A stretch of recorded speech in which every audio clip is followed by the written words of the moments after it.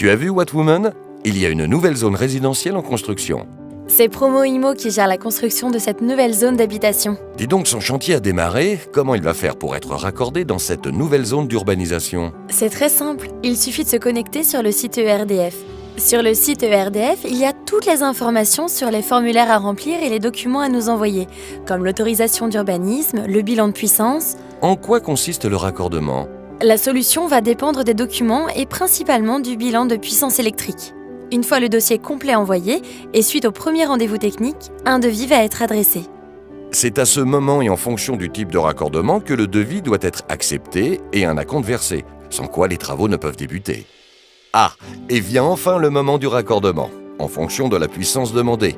Branchement sur le réseau basse tension existant, extension du réseau basse tension, création d'un départ basse tension à partir d'un poste existant. Oui, et il se peut même que le réseau basse tension ne soit pas suffisant si les besoins en puissance sont conséquents. Dans ce cas, il faut étendre le réseau HTA, moyenne tension, et créer un nouveau poste de distribution. Waouh, mais tout ça peut être long. Oui, c'est pour cela qu'il faut s'y prendre à l'avance, car le délai en fonction du raccordement peut varier de 2 à 6 mois. On attend ensuite les autorisations administratives. Une fois le raccordement effectué, que reste-t-il à faire? Il faut l'attestation de conformité consuelle qui certifie que l'installation électrique intérieure respecte les normes.